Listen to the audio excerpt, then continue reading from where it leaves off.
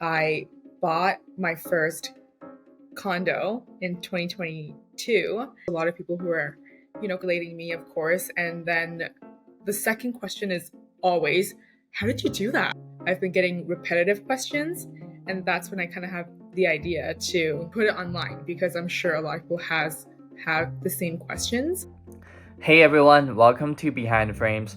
Today we're joined by Joyee Yang.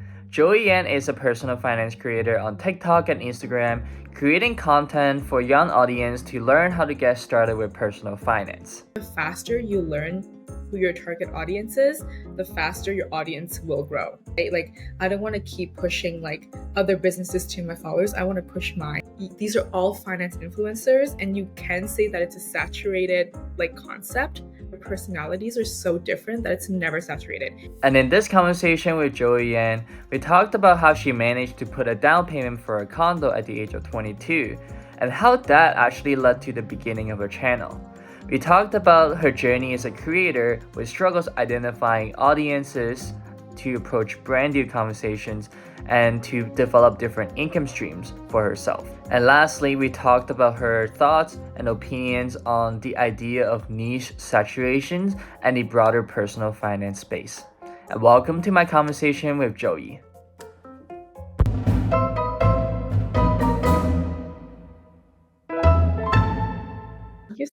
In this podcast, this is gonna be segmented into 3 sessions. So the first session is to learn about your journey to become a creator, to become a full-time creator in the for personal finance niche space.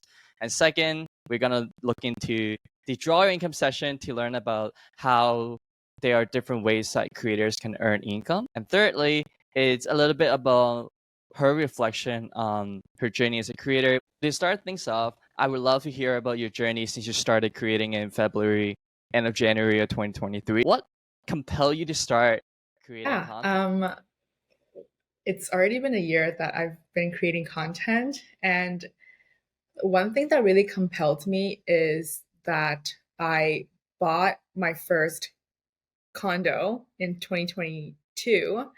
And so, of course, hitting a milestone that big, being young as well, I was 23 when I bought my condo. A lot of people who were around me, and I had like 3 jobs, right? So there were a lot of people around me, and people from all of my jobs, like government job where there's older people, serving job where there's younger people, and then just like side hustles here and there. There's a lot of people who are, grading me, of course. And then the second question is always, how did you do that? So I, of course, explained to them that I had 3 jobs. So hustling is always a good way to tell people how you did things is actually I worked hard.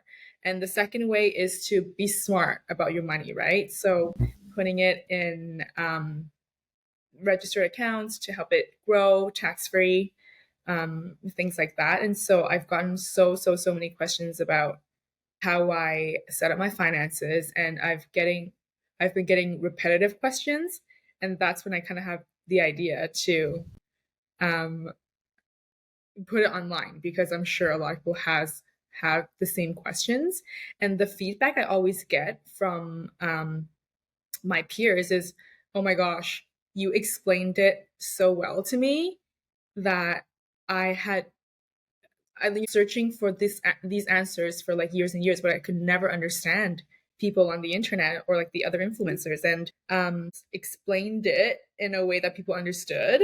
So people resonate with me. It's because I use like layman terms to explain finances. When you talk about like, oh my gosh, like working for 3 jobs, like how long was that? How long did that period or did that era last? Like how did you make it? Lasted about 4 to 5 years. It was like on and off. I consistently had 2 jobs, but when I did like my side hustles, I would do like bartending gigs and stuff. That lasted, yeah, 4, 5 ish, 6 years. Because I from when I was 19, because I got kicked out at 19, it occurred to me that I needed to um be better with my finances than my peers, because fortunately for them they were like living with their parents and like they're saving money and stuff, and so I'm out teen, got kicked out. I need to pay rent. I need to pay utilities, groceries, or insurance and stuff like that. And so there's for me to no way for me to stay ahead if I didn't do three times or double of what someone else is doing. Like, I think that's really crazy because if you think about when you work for 2 to 3 jobs, that essentially means what someone could earn in a year. You can do that in 6 months or with 3 jobs, 4 months. So I think when you think about yeah, so when you think about like putting a down payment when you were like 22 or 21, it's it's like what 3 4 years. It's like 8 years Yeah. of, Well, of income if you just work for one job. When you sort of put your head around, okay, now I'm gonna create content. I'm gonna tell people and help people how to make better financial decisions. I remember you had made videos about dividends, tax-free saving accounts, how to accumulate wealth, what kind of spending mistakes they should avoid, what kind of tips they should leverage, what are some smart investment that you can make that look like an expense but it's an investment. I am really curious about like what is sort of the approach that you take to YouTube for like the first like 90 days or so. Like, where are you spending time and how uh, did they go? um, when I first started content creation, I mean, I had no idea what I was, first of all, I had no idea what I was doing. Second, I had no idea what my audience even was, right? Like my target audience, I had no idea who they were. So I was making investing content for, I guess, everybody. Like I talk about the S&P 500, I talk about dividends, I talk about like real estate, things like, oh, only found out who my target audience was um, like 5 to 6 months into creating content. And for all the content creators out there, the faster you learn who your target audience is, the faster your audience will grow, right? Because it's the same thing as if you are a dividend investor, but then when they go follow you on your page, you're talking about like real estate. So it's like you don't want you want it to be really targeted so that people are like in a community with you and you're building a brand.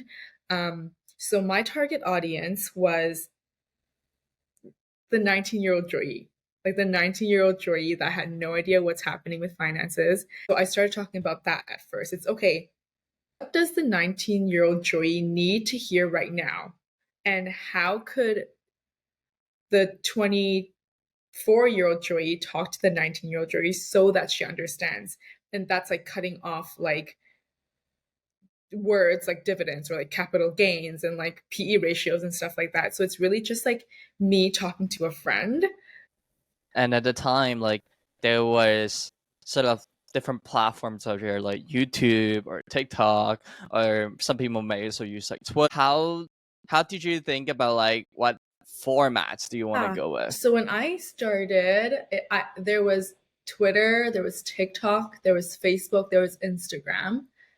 And I kind of just started on where I was spending most time, right? So I use TikTok a lot, and TikTok is like more short form. Of course, when I started learning about finances, it was all YouTube and like 20-minute videos. Then the Yeah. 19-year-old Joy is not that right now. It's not on YouTube right now. She's on TikTok. You know what I mean? And TikTok is like an outreach platform versus YouTube. YouTube is, YouTube will push content to you because you're subscribed to this person. But TikTok has like a For You page where TikTok pushes you out to people who don't already follow you. And so it's obviously an easier way for me to reach people when TikTok pushes these my content to people who don't already know me. So your primary platform is TikTok, and you have over like 100,000 subscribers on there. Like you posted, I'm sure it's in the hundreds of like catalogs of TikTok videos. Has there been one that was like, oh my gosh, that changed my life? That was like super memorable. No, I don't think there's like one TikTok that's like, oh my gosh, it changed my life. I think that all the content I make is like comes from my heart and people like love it. But I guess is like a video that the only video that has gotten over 1 million views. And you say that that piece of content made me think about what people really need from me, and Mm. it's a piece of content where I expose my finances. So exactly how much I had in my bank account. You're probably like, let me go watch that right now. So how much is in my bank account, what credit cards I have, um, uh, yeah, I think that's it. And how much is in like in my investments and stuff like that. And so when that video blew up, I was really like, holy crap, people need transparency. People love transparency. And video, I even say, as a finance girly, I feel like I should be honest with you guys about how much money I have and like where I'm putting it and what's happening with my credit card and everything. So say that video like changed the way I approached creating content. And now I'm super transparent about my finances. And you'll see me go like, this is how much I have in my bank account and blah, blah, blah. That was, I think that's alluding to one of the core initiatives that you're part of, or one of the platforms that you're part of. It's the Social Blossom. Could you tell us a little bit about like what Awesome is it? is a platform where anybody could connect their brokerage, and it'll give you like a deeper insight into your portfolio, like um, what, how much dividends you're receiving, what sector allocation are you heavy in, things. And I invite a lot of my followers to follow my portfolio. So I'm like super transparent, right? Like it shows like them exactly what stocks I have in my portfolio and exactly when I buy and sell stocks. And not only do people need the transparency from Blossom, I think that Blossom sending my followers live notifications on when I buy stocks and especially which stock and at what price, it really just like gives them the push to do it, right? Like I could say to till I'm blue to the face, buy S&P 500 every month. People would like hear it, but they wouldn't put it into actionable steps, right? And so when people follow me on Blossom and is actually getting the notification every single month that, okay, well, Joey just bought S&P 500, like it's them to do it, right? And you're kind of putting your money where your mouth is. Like Joey's telling us to do it every month, but is she doing it every month? Um, Blossom is a super cool platform. And they do have a pro subscription as well, where you could access courses and stuff. So, courses by Brandon Beavis, courses by The Humble Trader, and my course will be on there soon as well. I think one of the biggest issues with like personal finance influencer or creator space is just like a lot of people would just like buy this, buy this, and they don't buy it. They were Yeah. just trying to like make these videos to get views, and then like those people would click on the affiliate link to sign up for like Repo or for like free stock or Yeah, something. yeah. And So it's definitely, so I think like it's good Blossom, for, it's such a good platform. I mean, finally there's like people who are actually saying the truth and like actually being transparent about it and like not just pumping stocks or like doing it for an affiliate or doing it for a sponsored post or so very not Reddit Wall Street bets degenerate vibe, but more like a crap, we're going to retire soon and this is how I'm doing it. I think it has like both the elements of like TikTok and Reddit, as in like TikTok, you have that community on the app, Yeah. and the Reddit, it's like people were actually like having real conversations. They weren't just like joking around. And the best thing is like everyone, it's sort of like I think there's a way that you can tell if someone's just using their real accounts, a real name when they register with their brokerage. Then no one would be like anonymous and saying some random jokes or like offensive stuff. So I think I that didn't is even really think cool. about that. I mean, I so many impersonators on TikTok and Instagram and stuff. So it's that Blossom doesn't have any of those. Mhm. Yeah, I remember when I first followed you on TikTok, there were like 5 Joyee that followed me back. I was like, holy I've gotten crap. messages from people saying like, "Thank you for making up 50% of my following."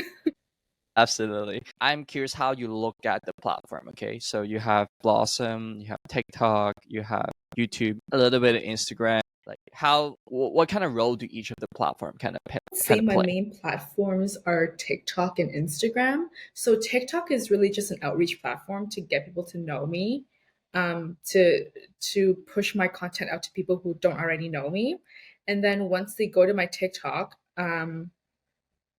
I hope that they would follow me on Instagram. That's kind of like this is kind of like how I want my followers to follow me and like follow along in my journey, is to first see me on TikTok, to get more personal with me, and follow me on Instagram, where they, see my stories, and they see like a little bit of my personal life, which I always share. Um, and then from Instagram, since they know me so well, and like, they like my personality, then they want to watch me for longer, on YouTube and stuff. So hopefully when they're on YouTube, they're like learning something from someone they trust and someone they like. And on my YouTube videos, I usually have a link in bio that shouts out Blossom. So like not only are they watching me longer, they're like, let me like literally look into what is in Joyee's TFSA. And so that's kind of like the way I see these platforms. Um, so it's all to just build community. It's all to just build like people who trust me and people who like want to learn more, and yeah. I like to think of it as like a creator stack or like a creator funnel, where like on the top, you have TikTok, Yeah. which is the tool, the platform to get people to get the traffic, Mhm. and then as it goes down, you have like you have your Instagram, you have your YouTube, and at the bottom, it's people who are actually engaging on Blossom, to see like what shoes you're making or DMs and things. I think it's a good segue to the second part of the podcast, draw your income. So Joey, I am really curious, as a personal finance creator, what is your I would income say it's mix? 50% sponsored posts and brand deals, 30% affiliate links, and the other 20% would be like what the services that I'm offering personally, like my Discord and like my one-on-one calls. Um, hopefully, I'm building a course soon. Not hopefully, I am building a course soon. Hopefully, that this would be like maybe 75% of my income. Hopefully. Wow. hmm Because I really want to do something I for my followers that is just me, right? Like, I don't want to keep pushing like other businesses to my followers. I want to push mine, and I want them to have that kind of connection with me. Yeah. So it's more direct, right? It's between you and the audience, and there's no like a third party in the middle. Exactly. So hmm that makes sense. So I'm curious if like the brand sponsor 50%, 30% affiliate, is that, if I asked you last year, is it similar or is it like drastically different? Or when you Oh first yeah, starting out? it is different. It is different. So it's only been a year since I started making content. But last year, if you were to ask me, it would definitely be like the 9% affiliate, because and you can just do affiliate whenever you want. But then after I got following and stuff, then the brand deals and sponsored posts came in. And then for like my personal percentage allocation, it's kind of, why would anybody book a one-on-one call with me if I have no followers and like basically no brand, right? So I Mm. for the future, I definitely want my brand to be like my biggest revenue percent. And was there any surprises along the way? You were like, damn, like brand sponsors so much, or like, oh, it's not as much as I Yeah, thought it would I be. had no idea what the heck was going on, but actually amazing how much companies are willing to pay for a sponsored post. And that is why entrepreneurship is actually like super hard as well. Because what if a company offers you a five-figure brand deal, but they're like an iffy company? Like, what if FTX came to me and said, here's like, 50,000 or $100,000? I'm gonna say no. And like being a good entrepreneur that's like building a brand, I have to say no, right? And Mhm. I actually have a friend who is already an influencer. She's a lifestyle influencer, and so she kind of told me how much influencers make. And so, like, before I even thought about it, she already told me. But yeah, for it to be like me making that much money, yeah, shocking. And I think it also goes to say like there are opportunities everywhere, especially when you're creating content right now. Because a lot of people will be saying like, "Oh, it's saturated, like all the content has been built." No, that's definitely not the right way to go about starting content, because honestly, no thought is original, right? Like, seriously, like if every thought was original, there would be like crazy things on this planet.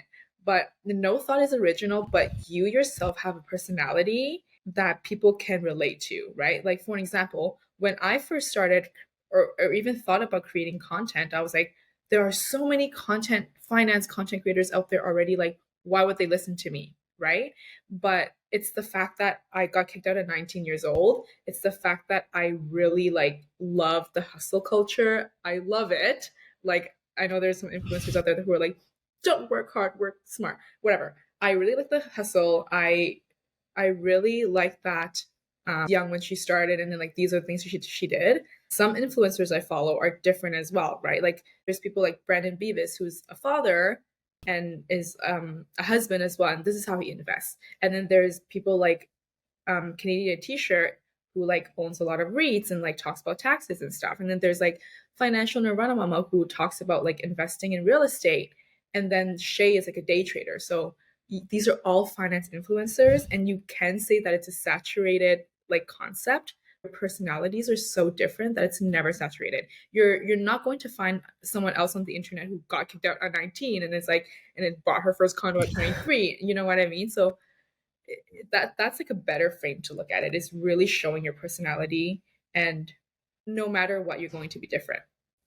I think that's really empowering as like an inspiring creator hearing this. I think there are everything can be some iteration of like a created content, a created thought, but your background and experience, what got you to where you are today, it's completely original. And a lot of time, I'll say things the way you point across. You could be funny, you could be melodramatic, you could be, you know what I mean? So like there's just so many like different parts in a creator where you can build a brand from.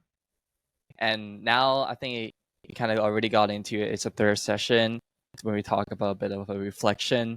So I think the first piece is like, gosh, like I'm sure when you start doing content, you were just filming a lot of TikToks, doing a lot of like messaging, community engaging. And when it started to come with monetization, let's say, for example, building a course right now or engaging on Blossom, I think there's an increasing load of like business work or like negotiation Yeah. or like admin stuff. Yeah. How Mhm. yeah, how do you sort of like think and approach those At things? first, yeah. When I first started creating content, I pushed out a video every single day. And now I have like allocated days on answering emails, and then days on like following up on invoices, and then days where it's like bookkeeping and like, what did you spend your money on? How much did you make this month? I guess, yeah, like creating content was so, I wouldn't say easy, but it was like, it was so rewarding to me. But you wear so many hats when you're a content creator, right? Like, on Monday, I could be, podcast. Tuesday, I'm like sitting down with a brand and it's like, okay, what's your budget? What's this creator brief? Let's go through it. And then the third day, I could be like, the bell at TMX. And then one day I'm negotiating with a company. And then other days I'm like writing a script. And the other days I'm editing. So it's like I'm an editor, I'm a writer, I'm a every accountant, everything. So yeah, if you listening, if you want to be a content creator, you're not just a content creator. You are like a jack of all trades. So, Because I don't think this is something people watching your TikTok would have realized, or maybe now they are a little bit more aware of it. But I think the amount of work that goes behind the screen, goes behind the content, is just it's nothing that you can yeah, imagine. it's chaotic sometimes, and like your mental health just really needs to be in check as well, because there will be brands that will tell you, I don't think you're worth that much. And then like, you know what I mean? They're very like brutal sometimes, and you kind of have to get over it and like keep pushing forward and like your own value. I oh my gosh, I feel like I feel really bad if I ask this question. Like, what was like a discouraging moment that you had when it comes to working with a brand? Okay. Um, I'll tell you. There is this one brand that it was my first ever negotiation deal. It was through a Zoom call, and it was like it's my first time ever like sending someone a media kit, and first time getting on a Zoom call to talk about budgets. And like I remember this company was so mean, totally disregarding the fact that I'm just a girl and that I'm new to this space, but they use like aggressive words, not aggressive words, but like big words that I might have not known at the moment, or like kind of questioning my experience in the space. So really just trying to like tear me down about, okay, well, you don't know anything. Your Instagram is micro, like things like that. You know, you don't anything. Your Instagram following is micro, and um you should be charging that much. Or if you are charging that much, I am going to add all of these deliverables on top. Yeah. So it's like super discouraging. I remember like calling my friends and like telling them on the phone, like, I just had the worst call ever. I'm never doing this again. But If if you have one or multiple tips if to give to someone who is exactly like you were just starting out doing the first negotiated brand deal, yeah, what kind of message would you leave it to I feel her or like him? such an imposter if I do answer this question. I just need to say that I still don't know. Like even coming from like so that's been doing this for a year, I don't know. And message I would say to people is, at first, take the brand deals first through the negotiation process. Go through like the whole process of beginning to end, so you have more under your belt for when you negotiate next time. Because the truth of the matter is, if you set your prices too high and nobody says yes to you, I mean, it is a sign. But be very careful of companies who are like taking advantage, of course. But I would say, I always think to myself, like, you're making X amount of dollars every night when I'm serving, but then this company is offering me like this much money for one video. Am I going to say no? Like, it's going to take me about like 3 hours to make, but then relative to the 8 hour shift I spent at that restaurant working as a server, it's pretty good. You know what? So it's kind of like, okay, you can get, and then as like the more experience you have, the more knowledge you have, it's just the more you can negotiate with brands. I see. I think the very first thing, it's like I really admire people who can confidently say that they are not sure or they don't know. I think in one way, I think it builds even more credibility by just admitting what they don't know. Because I really hate people who are just like always trying to like sound smart and Yeah. say something witty, but it's like not helpful or sometimes it's misleading. Yeah. So I appreciate that. Yeah, I think it's funny. It's also funny when you always like translate like, oh, I'm gonna get paid $500 for like 2 hours of content, Yeah. and compared to my server jobs, it's like Exactly. a lot. Exactly. And yeah, you're kind of just I building see. experience, and then like you're for a content creator, it's not a resume, it's a media kit.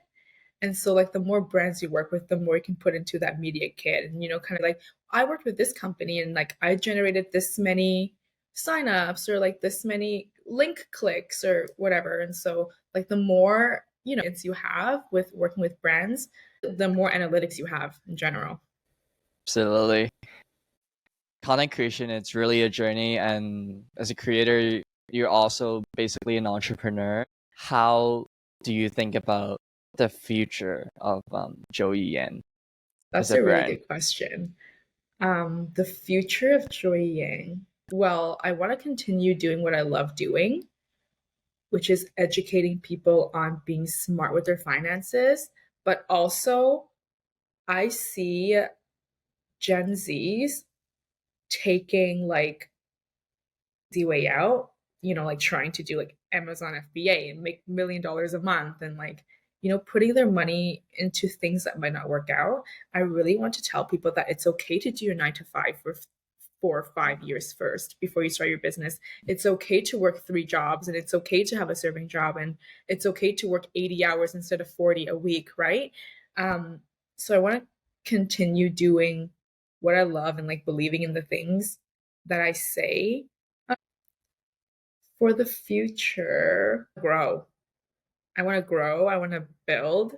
I want to grow in audience size. I want to build in value, like courses or like anything else that helps people even more.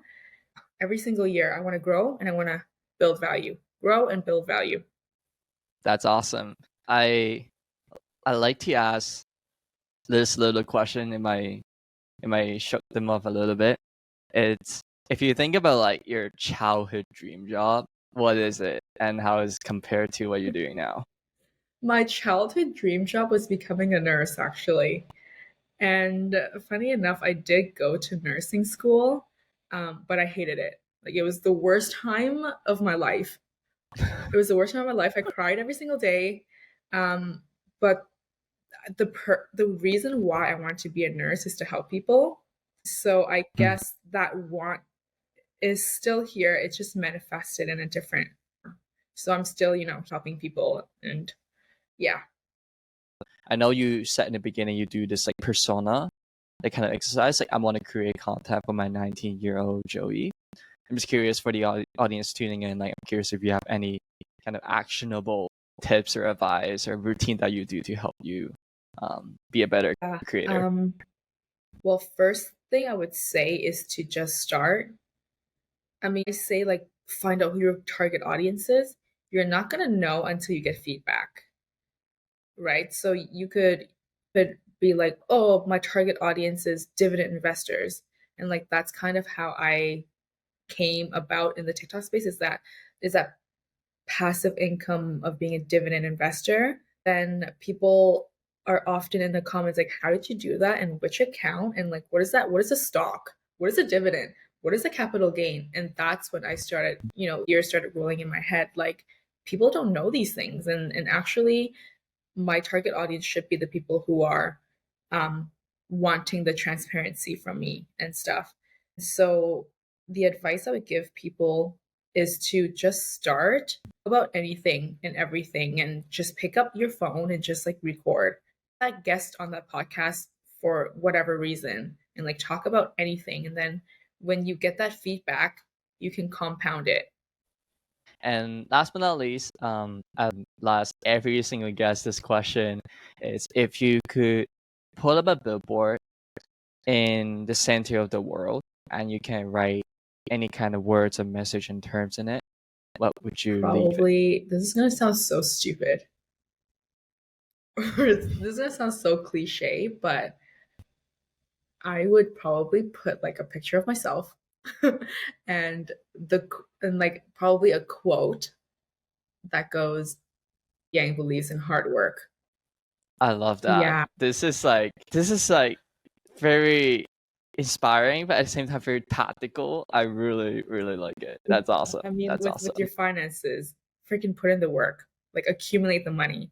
With content creation, it's not going to be easy. Like filming, getting in front of a camera and like replying to comments, having like people um comments saying you don't know what you're talking about, you're only 23, you don't know anything about finances.